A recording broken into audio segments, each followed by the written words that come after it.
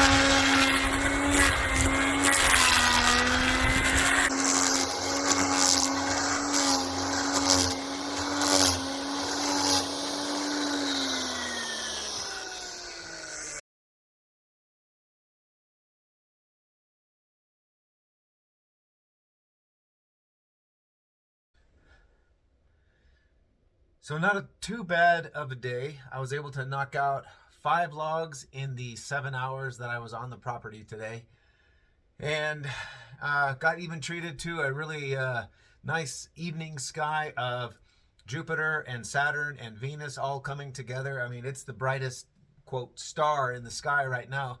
Brightest thing in the sky at all, next to the moon. But was able to get a lot done. Pretty tired. Definitely feeling it in the shoulders.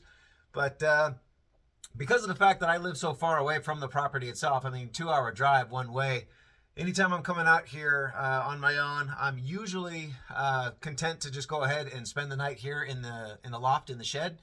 As you can see, plenty of room, and we've got lights, we've got bedding here, plenty of warm blankets. Tonight it's supposed to actually get down to 32 degrees, so we'll see if it actually reaches that freezing point. But either way, underneath these blankets and whatnot, I've always been perfectly fine. In the morning when you got to get out from under these covers, that's a totally different story. But nonetheless, yeah, it is, and we power through and we move on. So tomorrow, I'm going to be out there doing some more logs. Hopefully, I can make even more progress than I did today. And then I should have, by that time, enough logs to actually have the walls of the first cabin ready to be assembled, as well as even the roofing, in terms of being able to get the rafter, the cross beams and all of that for the roof, cut out the doors and the windows when that time comes.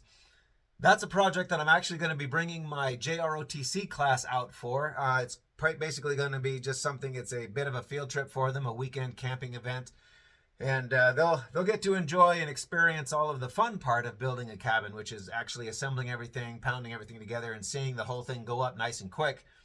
They're missing out on all of the fun, dirty work that I'm doing right now with stripping the bark off of all of those logs. So, you know, but that's okay though. It's good for the kids' experience, and you know what? And ultimately, in the end, it's free manpower for me to help get that first cabin assembled. So at any rate, it's a little bit early for turning in, so I'm probably going to do some reading now. But otherwise, I will put this video out very shortly, and yeah, hopefully we'll see you guys out at the castle property soon with the first cabin already assembled and possibly even getting started on the tavern. So last night definitely got cold out here. When I got up this morning, there was icicles growing upward off of the ground. According to the weather forecast, it was at 32 degrees or so last night, so clearly it was at least 32 if I got ice forming everywhere. Fortunately for me though, I was plenty warm underneath the blankets. Like I said though, getting up in the morning and having to brave the cold in order to get dressed and everything is certainly not my most favorite part of the day. But nonetheless, I'm out here, I'm on the castle property, so honestly there are worse ways to spend one's day. I've got the next log up here. I got 5 logs done yesterday in the time that I had. And today this log behind me is deciding to be a little stubborn. So the spud is not going to be enough, or at least it's not going to be enough to do it in the kind of time frame that I want to. It's being stubborn. It's going to hang on to that bark. But fortunately, my little friend here, he don't care. So Lynn and I have had this running joke going on for a while now because of the number of mylar balloons that we have found on the property. So for whatever reason, over the years, we have found dozens and dozens of mylar balloons out here, whether it's been blown up against a tree or it's up against a rock, whatever the case is. So I'm out here working on the logs, skinning the bark off of here, and I take a break for lunch, and as I'm sitting there, what should come floating down beside me but another mylar balloon. Now this is number 30 that we have found. Now what this tells me is this: if the zombie apocalypse ever was actually to hit and you guys need to get a message to me, there's no cell phones, there's no other way, just tie it to a mylar balloon and it'll come down here on the property somewhere.